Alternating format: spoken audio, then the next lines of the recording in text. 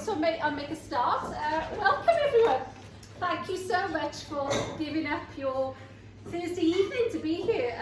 I'm a little bit overwhelmed actually, but I've got so many people coming to hear me speak, which is a bit baffling. But I've been kind of in the healthcare industry now for quite some time, and I feel a bit compelled to share my story with you and share kind of my passion and what I've been learning. So, for those of you who don't know me, so I'm introducing me and why I dragged you out on a very wet and cold February evening. So, my name's Rhian Bowden. For all the people that know that I recently got married last year to my husband Adam, who's at the back, and my two kids at the back as well, so Harry and Reese. So I'm a 44-year-old mum of two, wife of Adam. I'm also a business owner, so I own One-to-One Therapy in Bridgend, which is a physiotherapy and wellbeing clinic. I set that up back in 2004, so it's been 18 years now since I've had the business.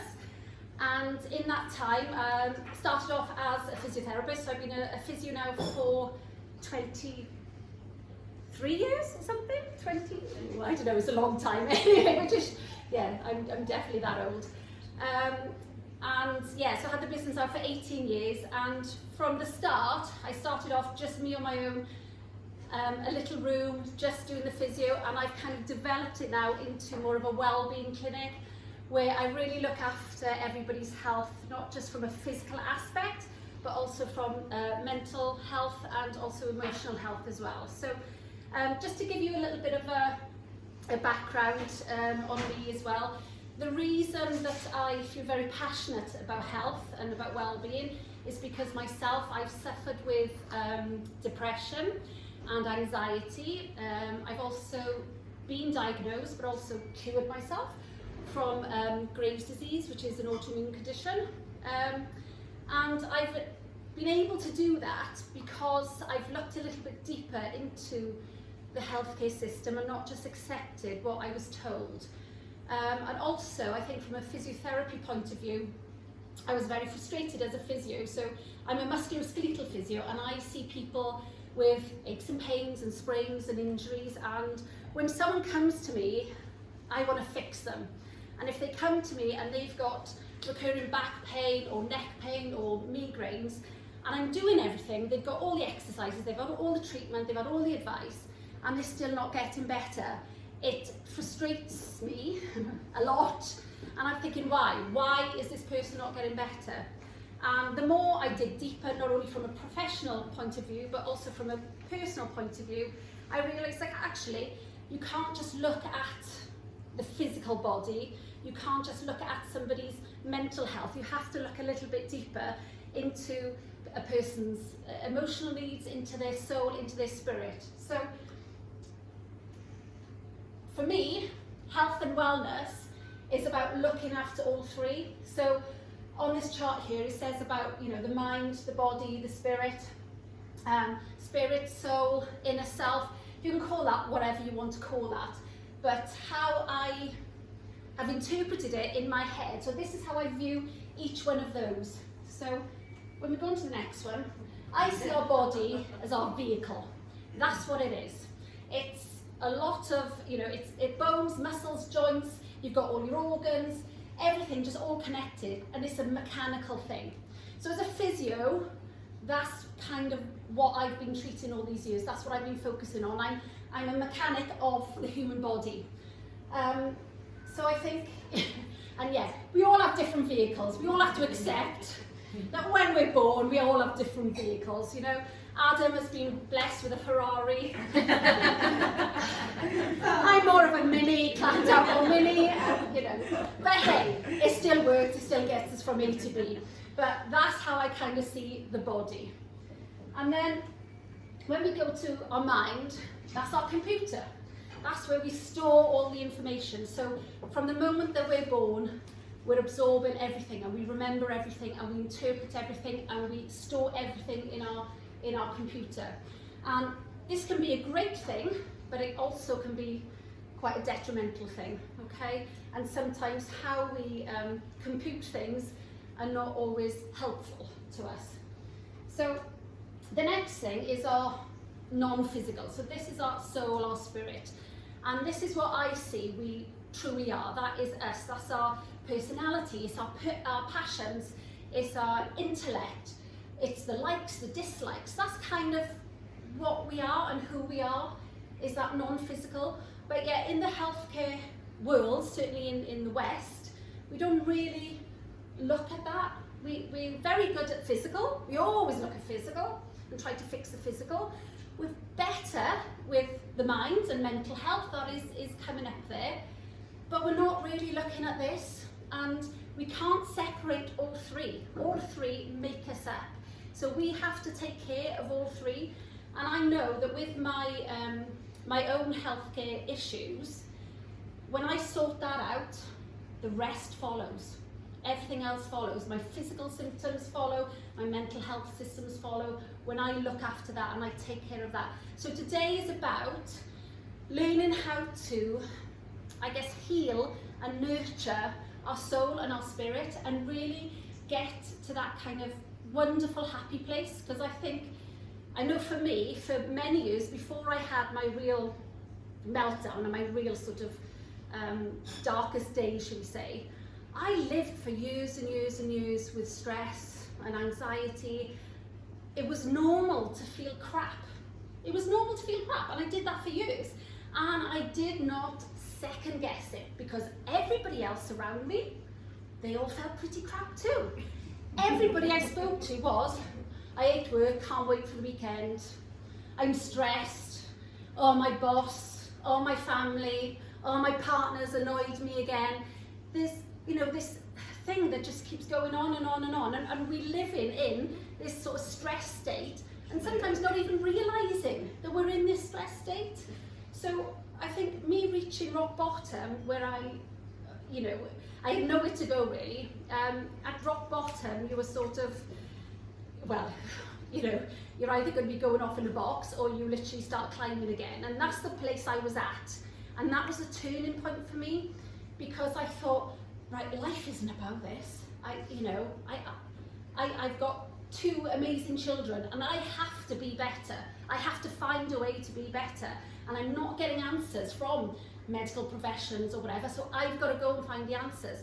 So over the last 10, 11 years, I've made it my mission. I've made it my mission to every day feel better and do what I can to feel better and heal my soul, heal all those wounds that I've had. And very often these wounds are from childhood. So my ingredients, what I have figured out over the last several years, is there's some key ingredients that you need for a happy soul, okay? You need love, you need kindness, respect, compassion, gratitude, laughter and fun, connection and creativity. And when I say connection, I also not only connection with sort of each other and other human beings, but connection to nature and all of that. So that's what I found that makes me the happiest and makes me feel alive inside. So how I've not called this the RB method, okay? I didn't know what to call it, and there's no right or wrong way, but I just want to tell you how I did it in quite a methodical order, because I started with one thing and it just led to the next thing and the next thing and the next thing. I think there's about 25 or 27 things on there, stages, I guess. So I don't want to frighten any of you because there's so many on there, but I probably could have talked an hour on just one thing, and I thought, you know what, let's give everybody an overview, let's give you all a bit of a taster of how I did it, and then if any of you wants to know more about one particular topic or subject, I've got some feedback forms there for you, so you can fill them in the end, and if you want to know more, I'll do another talk on a specific topic, okay? So I hope just maybe something resonates with you today. So anyway, so I'm at rock bottom at this stage, okay? I describe it very much as being empty inside. I think my soul was probably as dead as it could probably be. I felt like the vehicle was there, obviously the computer was there, the computer was malfunctioning and loads of viruses going on, it was all a bit crazy. But the soul really felt like I was dead inside. So how do I pick that back up? How do I move forwards? So the first thing is awareness. I mean, you can't do anything without awareness. That is the first thing that we have to do. So I needed to be aware of, obviously, one, how I was feeling, and then, you know, take responsibility. It's so easy, I think we like to blame. We like to, you know, I feel crap because of that person didn't treat me very well. I feel crap because of, you know, I've got a horrible boss, or whatever it may be. We like to, I guess, sometimes blame how we're feeling on other people or on the situation. And I had to just take responsibility and take ownership and say, well, okay, I'm feeling like this. You know, life hasn't been very kind to me at that particular point in time, but it's not kind to any of us. You know, we all have stuff. We all have stuff that happens, and it's how you then get through that stuff and how you process it and how you actually come out the other side and learn something from it. So I then had to obviously accept, and acceptance is key. I don't think any of us can actually move forward, take that next step without acceptance. So, and sometimes the acceptance is really hard. It's really hard, and if it's painful as well, and if it's a load of really negative emotions that you're trying to hide away from, then, you know, I think sometimes it is difficult to truly accept. I mean, I certainly know when I had my diagnosis of Graves' disease, I don't think I accepted that for a good, you know, 12, 18 months. But weirdly, once I did accept it, I then did something about it. So up until that point, once I was sort of in denial, I was just doing what the doctors told me to do, take this meds, take that, oh, you probably need surgery, and I was just going with it. And then there was a specific point where I was like, oh my word, this is chronic, this is me forever. And I couldn't run, I was out of breath going up the stairs, I couldn't play football with my kids, I was missing out on so much, and I thought, no, I'm not having it. So I had to accept it first for me to then do something about it. And then embracing change as well, because, you know, we all fear change, we all try and hide away sometimes from change as well. Change feels, we like our comfort zone, we know where we are. We might not like our job, but we're going to stay in it anyway because it's comfortable. So so I think embracing change is really important. And then the number 5, I mean, stop caring what people think. Isn't that just a wonderful thing? So, anybody else in the room stop caring what people think? Or is it just, yeah! It's so enlightening when you actually think, I don't care. If you think I'm a knob, I don't care. Your opinion is not worth more valuable than my opinion. My opinion is more valuable than yours. So I don't care.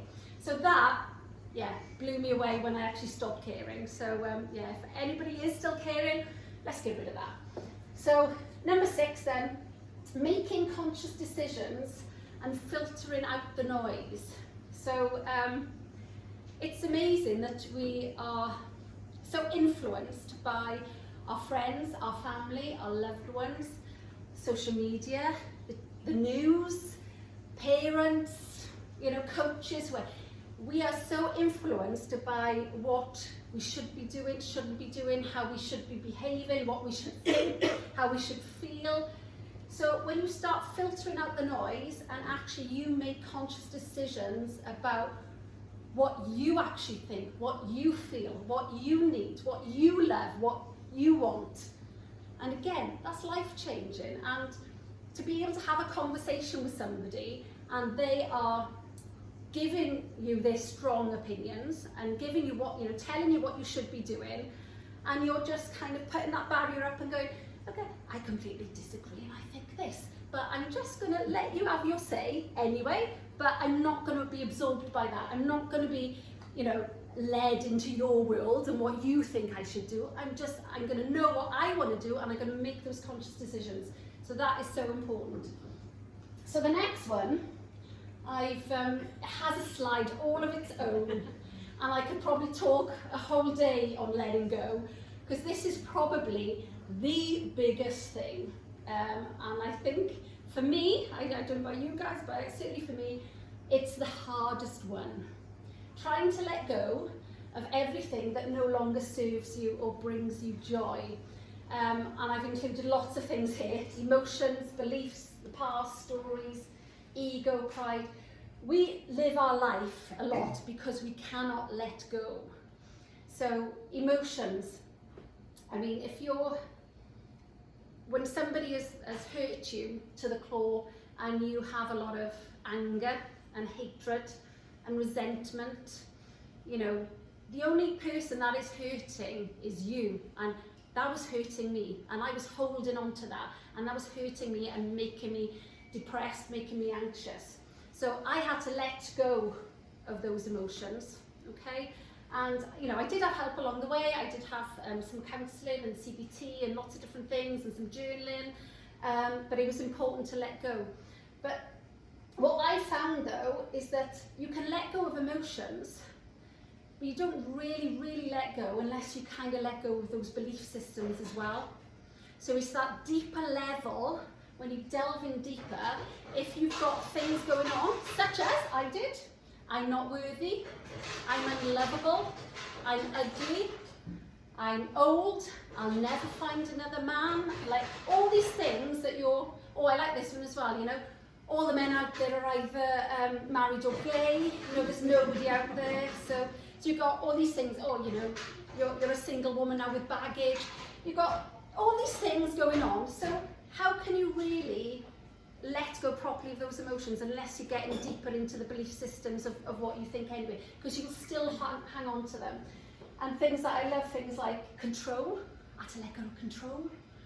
How many people in here have had, you know, been control freaks over the years? Anyone else trying to control things? Yeah, I was trying to control all my life, and then when the uncontrollable happened, I had no option but to let go. I had no option. So yeah, letting go of control is a good one. Ego, pride. How many times do we just, you know, not progress with something because of the ego or because of pride?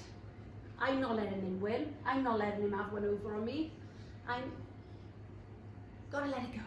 Gotta let it go. So yeah, like I said, I could talk for ages, but what's that? I thought you were going to start singing then. Let it go. That's Victor. We need to get Beth more wine. And the tambourine. She'd be all over it then. Yeah, so what I find as well, so the next one then is forgiveness, which is really important, because when you let go, if you can forgive as well, then my word, that just softens it right there. Because there's one thing to let go, but there's another thing to actually forgive. And forgive other people who've hurt you. Forgive yourself as well, because we give ourselves a really tough time. So forgive yourself also. So forgiveness is a really key thing. And then we're going on to being kind. So no criticism and no judgment. So who has that little voice in their head? You're not good enough. You're too fat, you're too ugly, you're too old to do this. How many of us have this in our heads? Okay? Be kind to yourself. Having that judgment and that criticism, you know, is just not healthy, and it's going to make you feel crap. So give yourself a pat on the back. Tell yourself how amazing you are. And also tell other people. Once you stop judging yourself, you'll stop judging others. You know, we seem to have this sort of dialogue that runs a lot. There's this commentary that wherever we go, we feel like we need to be commenting on, oh, I don't like those person's shoes. Oh, that person, you know, look at them scoffing in McDonald's over there. Like, why are we doing that? Let's stop doing that. There's just no need for it. So be kind to you, be kind to others. And then have respect and value for everyone. And, you know, people's opinions and people's individuality really counts, and we don't have to be the same. We don't have to think the same. We don't have to act the same. We don't have to have the same passions and loves. We're all completely different, and we should respect who we are for what we are and what we love, and respect other people also, and not try to convince people to be like us, and not judge people for not being like us also, for being different. So I think that's important. And then this is a lovely one, so loving yourself unconditionally. So not I love myself when I'm thin, I love myself when I'm rich, I love myself when whatever, I've had Botox. Just love yourself, because you're amazing. Every single one of you in here is amazing, and you all need to love yourself no matter what, even the ugly stuff. And through a lot of work that I've done, particularly with Suzanne, she's heard a lot of ugly stuff from me, and when the ugly stuff comes up, you've got to love yourself anyway, regardless. So then it's make new beliefs. So you're letting go of the old stuff. Now it's time to make new ones. So make new beliefs of, I am amazing, of, there are awesome men out there.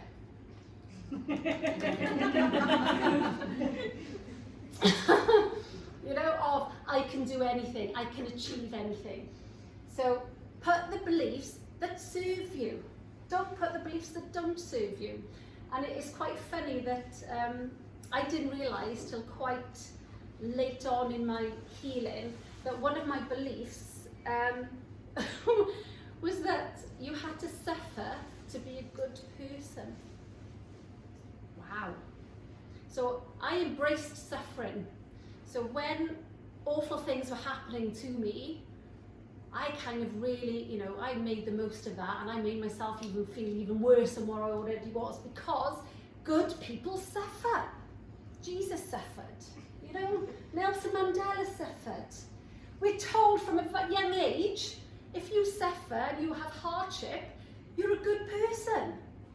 So I was trying my best to prove to everyone I was a good person. So let's just suffer even more. And then I realised that actually suffering is a choice. Pain, hardship, whatever happens to us in life, we choose whether or not we suffer. So we can either ride it out, do what we need to do, or we can really wallow in it and kind of make ourselves feel even worse by, woe is me, I'm awful, I'm this, I'm that, I've caused it, So we don't need to have the suffering that we sometimes cause ourselves. And I wish I knew that years ago.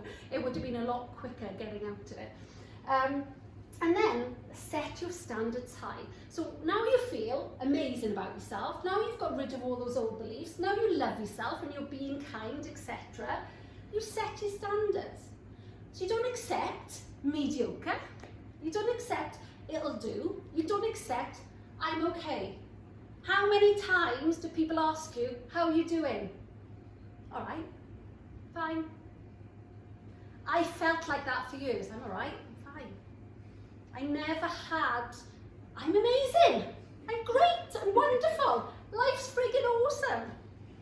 So set your standards high. If your bar is there, I want awesome, don't stop until you get there. Don't settle at, it's all right, job's all right, don't really like it, but relationship, he's all right, he'll do. No, set your standards high. So, the next one. So choosing how we perceive the world. So again, we have a choice as to how we perceive. We can see it with a glass half empty or glass half full. So, we can see the rose, the flower, we can see the thorns. So choosing how you perceive the world has a big impact, and certainly your wellness and your health. And now, there could be something that happens in work. I could have been dealing with a really difficult phone call. That difficult phone call, previously, I would have brought that home, had to write or moan about that. There was this difficult phone call, he was being awkward, etc., etc., Now I'm like, I dealt with that really well. Look how amazing I am. I dealt with that really well. I had that challenge in work today and I dealt it really well, and I'm having a pat on the back for that. So you're either coming home miserable and stressed and feeling irritated, or you're coming home thinking, I've done a great job. So I know which one I would rather choose anyway. So this one, number 15, Oh, this makes me chuckle. Exit the imaginary competition. So I don't know who started the competition, don't know where it started. None of us know the end of the competition and none of us know the prize. But we're all in this competition. And I don't know where this comes from. But for some reason, we all have to be better, be faster, be taller, be thinner, have more money, have a better car, have better clothes. I don't know where this competition's come from, but it starts with, young kids. My child's walking. My child's walking before your child. Oh, they're talking. Well, mine's not talking yet. Oh. So from a young age, we're teaching our children competition and to be better than, and how did you do in that test? And we praise, 9 out of 10, you're amazing, 9 out of 10, 4 out of 10. Oh, well, you obviously haven't worked hard enough. I mean, that's what's teaching our kids, So let's get out to the competition, because there isn't one. There is, when you're at the light and I want to rev off, I want to be quicker than him, I'm going to beat him. What are we doing? What are we doing? Or is it just me? It's just me. Maybe it's just me. But yeah, I think we need to get out of that. And then number 16, so ditching useless emotions. Worry, guilt and shame, they're absolutely useless. They serve us no purpose whatsoever. So I like to think of emotions as you're in your vehicle, we all got our little vehicle, me and my little Mini now, going down the road. We've got anger, we've got hatred, we've got resentment, we've got all these things. And we kind of pick them up and give them a lift. And they're supposed to just then get dropped off down the street. So we pick them up, they come inside us for a little bit, and then we're supposed to get rid. For some reason, every time we pick up lovely feelings like happiness, excitement, joy, when we pick up those, give them a lift, we take them to where they want to go. Right, I'm just 2 blocks down the road. Right, we'll take you 2 blocks down the road, no problem. When we get all those things like hatred and rage and anger and all of that, we pick them up and we don't drop them off. We keep them in the car. And they're like, I'm only going down. Oh, shall I stay in a bit longer? Oh, I've started chatting to you now. Let's stay in. Oh, we're getting this connection going on. We're getting this connection. I'm feeling it. Oh, yeah, I'm best friends with rage now. Stay in a bit longer, rage. And before you know it, my little Mini is full. And I've got worry like this in my ear, talking, and doesn't stop talking in my ear all the time. So, first thing I would say, things like worry, guilt and shame, do not pick them up. We have to pick up sadness and grief and hate and whatever. They will just be emotions that will come in and hopefully go as quickly as they can, okay, depending on the situation. Things like this, don't even pick them up because they're pointless. They just make you feel rubbish inside and, they serve no purpose at all. So, yeah, get rid of those. Right, so next one is being comfortable feeling discomfort. So, when we're talking about those, I guess, negative emotions I was just chatting about that we have to pick up, very often we might drive past because they're too uncomfortable, and so we're trying to ignore that they exist. And that sometimes means that we have make choices. Sometimes we make the wrong choices because we're sort of in denial of that, or we're trying to push them back. It's like, no, you're not coming in. But just let them in, let them have their little journey and try and drop them off, okay? So try not to resist them because some things have to be there, we have to feel discomfort. So just be comfortable with that. So number 18, understand it's not personal, okay? So this is so important, and this is one that I'm still learning about. So if you have a conversation with someone, if you have an interaction with somebody, if they have behaved in a way that has upset you in some way or concerned you, it's all to do with them. It is nothing to do with you. So very often we take that personal. So somebody has spoken to you harshly in work, and you're taking, oh, what have I done to upset them? Straight away, it's always blaming yourself. What have I done? It's not. It's everything to do with that person. So you know, however, if they don't respond how you want them to respond, like I said, it's whatever's going on in their life. It's got nothing to do with you, okay? So, living in the moment, mindfulness. When you live in the moment, I don't know, how many people here have done mindfulness or tried? Yeah, we're all pretty... Suzanne, you didn't put your hand down. She wouldn't listen, see? Her mind was elsewhere. So yeah, just being in the moment and not having that constant chitter-chatter and that dialogue that goes in, focusing what you're doing, that really sort of changed my life, definitely. Because I was living in that stress state and I was worrying over stuff all the time, just stop thinking. And I remember doing my like a 8-week mindfulness course, and I did it one-to-one, and it was revelation. Just going, oh, I just got to stop thinking. Oh, I'm way less stressed now. That's great. So as I'm carrying on my day, if I'm just doing what I'm doing, I'm driving to work, I'm focusing what I'm doing, I'm looking at the trees, I can see the birds, I'm listening and singing along to the music, I get to work and I'm in a great mood. If I'm in my head and listening to all the, right, you've got to do that when you go in, and you've got to do that when you get back, and oh, I'm worried about that person, and oh, what about that client? I'm already turning up stress. So turning off the thoughts is really, really useful. Meditation does help with that, and I'm saying meditate, connect often. Now, everybody will connect with their soul and their inner self, that kind of non-physical form. We'll all connect in different ways. Meditation is a really good way to do that, but people do it when they're out in the fresh air. I do it when I'm down the beach, when I'm barefoot and my feet are in the sand and the waves are there, and I'm on top of a mountain somewhere. You know, that's being in nature is my happy place, and that's certainly where I connect then to that kind of inner self, and I just switch off all the processes. But you can also connect, you know, whilst you're doing things that you love. If you love singing, if you love dancing, if you love anything creative. So the next one, 21, self-care. So putting your needs first. So, are you doing this, Claire? Are you putting your needs first? She's giggling away there. We're working on it. Working on it. I know. I think it's quite common as parents, certainly, to, the children come first, and you're putting them first. You put in your partner first, you put in other things, you put in work first, which I'm very, very guilty of.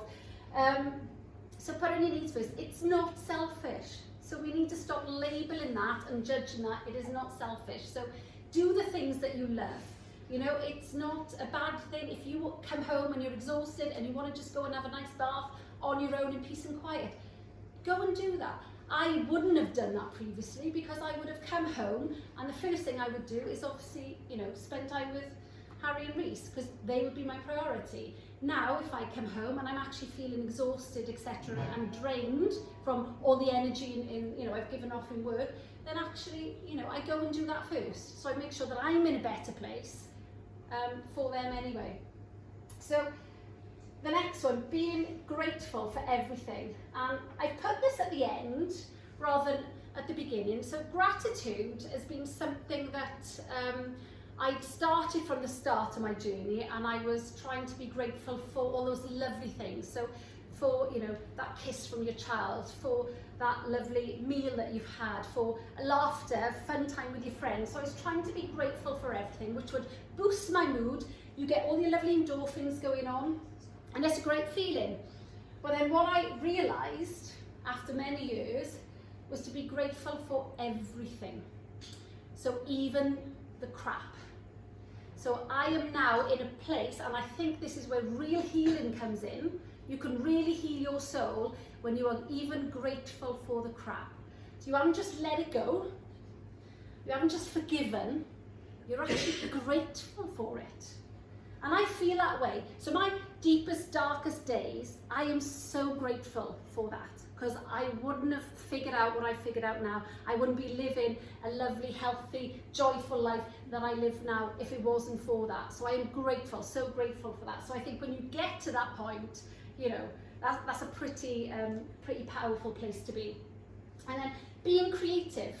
You know, I think sometimes creativity, we tend to put it on the back burner. I think we're focusing on, you know, family's important, work's important, you know, relationships are important, our house is important.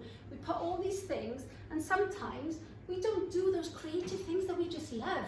The stuff that we loved when we were a kid, that we loved to paint and draw and be artistic, or dance and sing, or play the tambourine, you know, whatever we love.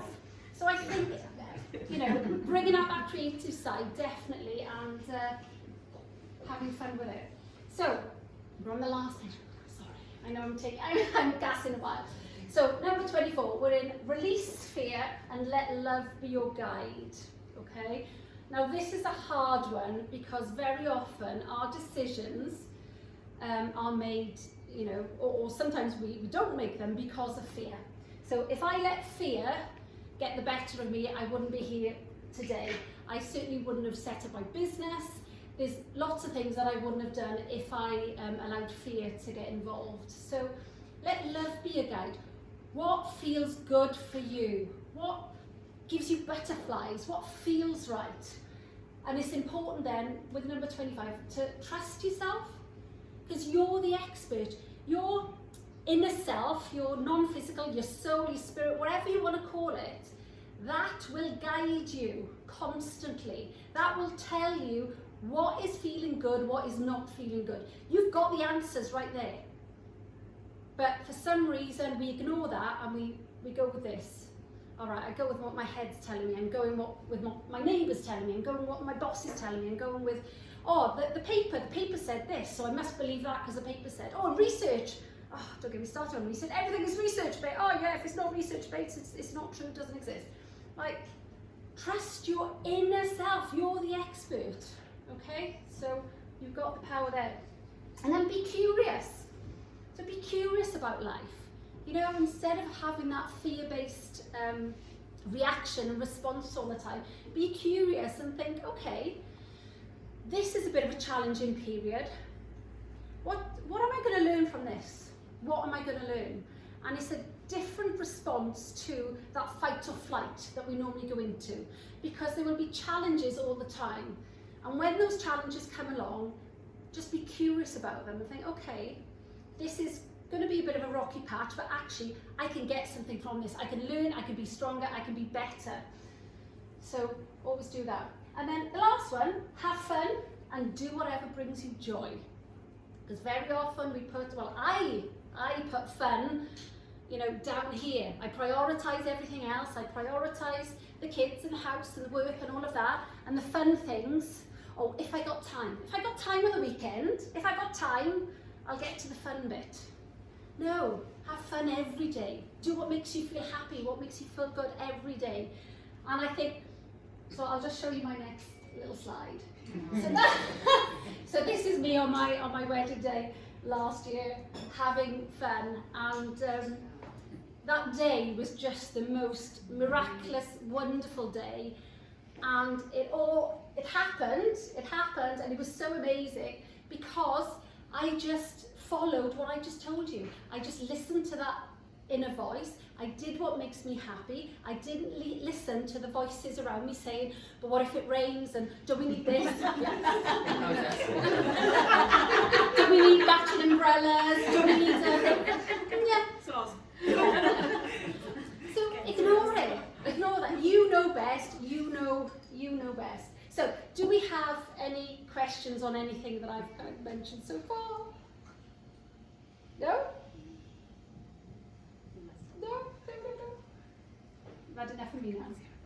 Okay, so the reason we are here is for me to let you know that you all have the power within. If you heal and you nurture your soul, you will transform your life. It's quite simple. We all have it within us, and we can all tap into it. So I'm hoping that maybe today you'll have some little tools to go away with to try and heal and nurture your soul, and so that you can find your own power to live happy and healthy lives. So anyway, thank you.